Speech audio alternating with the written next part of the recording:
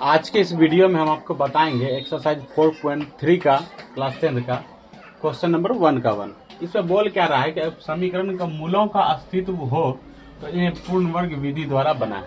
सबसे पहले देखिए, अगर इसमें क्या करना पड़ता है कि पहले डी का वैल्यू निकालना पड़ता है, और अगर डी का वैल्यू क्या होता है, जीरो से बड़ा होता है, डी का वैल्यू क्या होता है, जीरो से बड़ा होता है तो मूल का अस्तित्व होता है।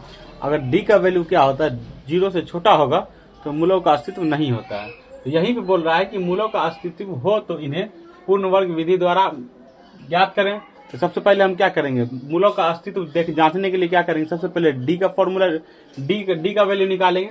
अगर डी का वैल्यू क्या होगा, जीरो से बड़ा होगा, ठीक है ना, तो क्या होगा, मूलों का अस्तित्व होगा, नहीं होगा तो नहीं होगा। ठीक है, चलिए सबसे पहले इसको हम क्या मान लेते हैं, डी के वैल्यू के लिए इसको हम मान लेते हैं ए बराबर क्या होगा 2, इसको हम मान लेते हैं बी, तो बी बराबर क्या हो गया -7, और इसको मान लेते हैं सी, तो सी बराबर क्या हो गया +3। देखिए ये जो एक्स स्क्वायर का गुणांक है इसी को ए का वैल्यू माना जाता है, ये जो एक्स का गुणांक है इसी को बी का वैल्यू माना जाता है, और सी जो होता है इसको अचर पद माना जाता है। एक चीज और है कि बच्चे लोग क्या करते हैं कि साइन के साथ क्या करते हैं, लिखते हैं। इसलिए कभी भी किसी भी संख्या को लिखना है तो चिन्ह के साथ लिखना है और चिन्ह को देखते हुए लिखना है। यहाँ पे -7 का चिन्ह था तो यहाँ पे -7 का चिन्ह दिए इसलिए, ठीक है। यहाँ पे +3 था तो +3 छुपा हुआ होता है, ठीक है। अब हम इसके लिए क्या करेंगे, पहले डी का वैल्यू निकाल लेते हैं। डी का फॉर्मूला क्या होता है, तो b² -4ac। डी बराबर फॉर्मूला क्या होता है, b² -4ac। डी का फॉर्मूला क्या होता है, b² -4ac। डी का फॉर्मूला क्या होता है, b² -4ac। डी का फॉर्मूला क्या होता है, b² -4ac। अब देखिए सबके वैल्यू को हम पुट करते हैं। अब जहां जहां b होगा वहां वहां हम क्या डालेंगे 7, क्योंकि b का वैल्यू क्या है 7 है, -7 है। और जहां जहां c होगा वहां वहां हम 3 डालेंगे, और जहां जहां a होगा वहां वहां 2 डालेंगे। गौर से समझिएगा मेरी बात को, a जहां भी होगा वहां पे 2, b जहां भी होगा वहां पे -7, और c जहां भी होगा वहां पे 3। तो यहाँ पे देखिए, यहाँ पे सबसे पहला नंबर में b है, और b हम बोले जहां भी रहेगा वहां पे -7, तो यहाँ पे b² यानी कि -7 का स्क्वायर। क्लियर। उसके बाद क्या, -4, a का वैल्यू क्या है, a का वैल्यू है आपको 2, और गुना c का वैल्यू क्या है 3, तो c का वैल्यू 3। यहां तक कोई दिक्कत नहीं। अब -7 का स्क्वायर क्या होता है 49। अब देखिए माइनस है ना, यहाँ -4 गुना 8, 8 दिया 24, और 49 में से 24 घटा रहे हैं तो 9 में से 4 गया 5, और 4 में से 2 गया 2, यानी डी का वैल्यू क्या निकल गया हमको 25। देखिए जीरो से बड़ा है, हम लिख सकते हैं डी ग्रेटर देन 25, ठीक है ना। क्लियर। अब देखिए, ये देखिए हम बताए थे कि अगर डी का वैल्यू 0 से छोटा होगा तो अस्तित्व नहीं होगा, लेकिन डी का वैल्यू 0 से तो बड़ा है, यानी इसका अस्तित्व निकलेगा। अब इसका अस्तित्व निकल गया। अब इसको बोल रहा है कि पूर्ण वर्ग विधि द्वारा, यानी कि संख्या का स्क्वायर करके वर्ग करके उसका जो है ना एक्स का वैल्यू निकालना है, शून्य का निकालना है, ठीक है। तो अब हम निकालते हैं। सबसे पहले इसको हम एक साइड कर देते हैं, ठीक है। ये क्या करते हैं कि ये क्वेश्चन फिर से उतार देते हैं, 2x², यहाँ पे लिख देते हैं पूर्ण वर्ग विधि, पूर्ण वर्ग विधि, ठीक है। इस विधि में क्या किया जाता है, पहले हम क्वेश्चन उतार देते हैं, 2x² -7x + 3 बराबर 0। क्या किया जाता है कि इसमें सबसे पहले जो बराबर के इस अचर पद होता है उसको बराबर के उस साइड लेके जाया जाता है। अभी अचर पद बराबर के इस साइड है, हम इसको बराबर के उस साइड लेके चले जाएंगे। तो यहाँ इसमें क्या बच जाएगा, 2x² -7x, और देखिए इसको बराबर के उस साइड लेके जाएंगे तो अभी प्लस का चिन्ह है, इधर आएगा तो -3 हो जाएगा। यहाँ तक कोई दिक्कत नहीं। अब क्या करेंगे हम इसमें देखिए दोनों तरफ क्या करेंगे, देखिए इसके क्या होता है, x² के गुणांक को खाली करना पड़ता है, x के रूप में लाना पड़ता है। इसको खाली करने के लिए क्या करेंगे हम, इसका गुणांक में 2 है इसलिए 2 से भागा लगाएंगे, है ना। इसको खाली, अगर 3 रहता तो 3 से भाग करते, 4 रहता तो 4 से भाग करते, क्योंकि इसके x² में 2 है तो लिख देंगे दोनों तरफ 2 से भाग करने पर, दोनों तरफ 2 से भाग करने पर, ठीक है। दोनों तरफ 2 से भाग कर लिए। अब देखिए हम अगर इसमें 2 से भाग करेंगे तो 2x² / 2 -7x / 2 बराबर -3/2। सब में 2 से भाग कर दिए ना। देखिए ई दो कैंसिल हो गया, इस यहाँ और कैंसिल नहीं हो रहा। अब इसको उतार देते हैं, x² है ना -7x/2 बराबर -3/2। यहाँ तक कोई दिक्कत नहीं।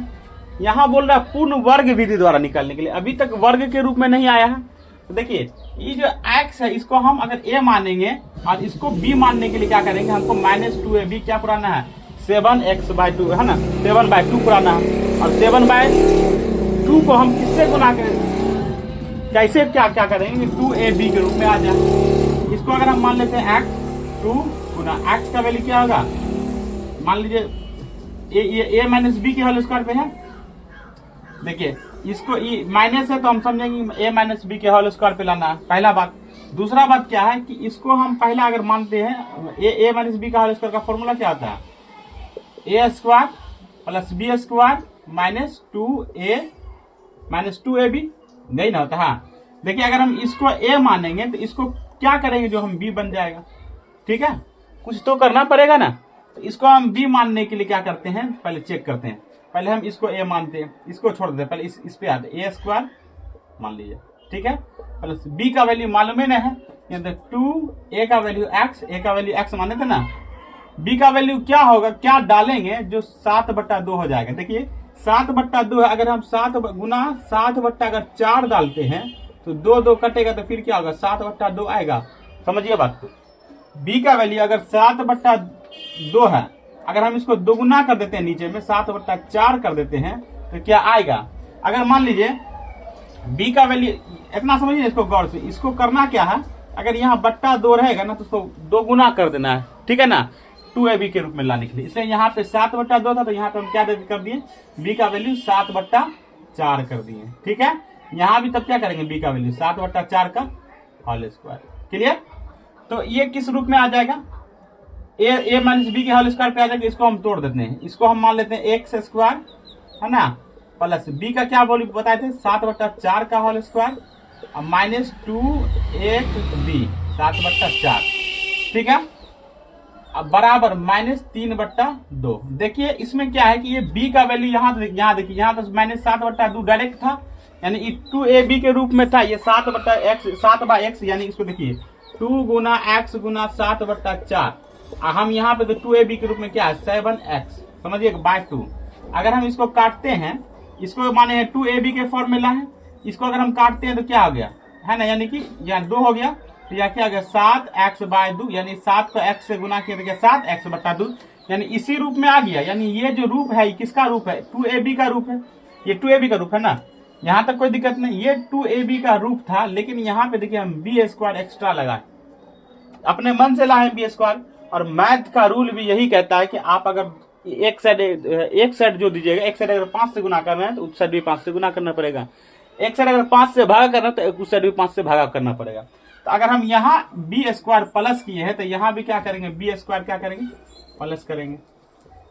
समझ रहे हैं ना बात को। तो अब यहाँ पे क्या हो जाएगा, तो x² plus sorry a - b के होल स्क्वायर पे तो -7/4 का होल स्क्वायर, सॉरी x² नहीं x होगा होल स्क्वायर बराबर यहाँ -3/2 और यहाँ प्लस है तो 7 का स्क्वायर 49/4। यहाँ तक खेल खत्म।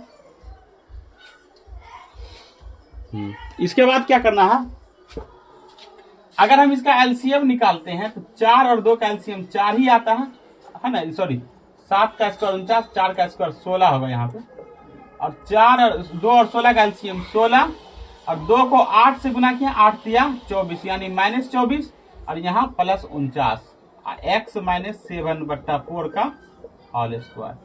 यहाँ तक दिक्कत नहीं है ना। हम इसको क्या करते हैं, मिटा देते हैं। इसको जांचने के लिए हम कहते हैं मिटा दे इसको। यहाँ पे x - 7/4 का होल स्क्वायर, अगर देखिए 49 में से 24 घटाते हैं तो क्या बचेगा 25/16, और इसका स्क्वायर हटेगा तो इस पर क्या चलेगा, रूट चलेगा। तो x - 7/4 बराबर √25/16, और प्लस माइनस होता है आपको मालूम होगा। और इसका रूट हटाने के लिए इसका क्या करेंगे, वर्गमूल निकालेंगे। इसको वैसे उतार रहे हैं, देखिए इसका प्लस माइनस क्या होगा 5/4, 25 का वर्गमूल 5, 16 का वर्गमूल 4। तो एक बार +5 लेंगे, एक बार -5 लेंगे। तो यहाँ पे लिख देते हैं +5 लेने, है ना, प्लस लेने पर, प्लस लेने पर, प्लस लिए तो क्या, सॉरी पहले यहाँ पे क्या कहाँ किए, इसको उधर लेके जाते हैं तो +-5/4 और क्या गया, यहाँ माइनस था, इधर आ गया तो क्या होगा, प्लस होगा 7/4। अब यहाँ पे एक बार प्लस एक बार माइनस, एक बार प्लस ले लेंगे प्लस लेने पर, और एक बार क्या ले लेंगे, माइनस लेने पर। यहाँ प्लस लिए तो क्या हो गया, x बराबर है ना 5/4 +5/4 और +7/4। ठीक है, एलसीएम निकालेंगे तो 4 और 7 5 12, सही कर रहे हैं ना। 3 से मल्टीप्लाई किए, 3 से भागा किए तो 3, तो x बराबर क्या हो गया, 3 हो गया। ठीक है, ये प्लस लेने पे हुआ। अगर हम माइनस लेने पे करते हैं, माइनस लेने पर यहाँ पे लिख देते माइनस लेने, 3 दिखाई दे रहा है, हाँ ठीक है, माइनस लेने पे कर रहे हैं। अगर हम माइनस लेने पर तो हम क्या करेंगे, तो x बराबर यहाँ पे -5/4 लेना है, और यहाँ पे +7/4। और इसको अगर हम घटाएंगे तो आप घटा के देख लीजिए, 7 में से 5 गया 2, 2/4 यानी कि 1/2, यानी कि एक x बराबर क्या आ गया 3 और एक क्या आ गया 1/2। ठीक है, ये आपका मूल निकल गया। ठीक है।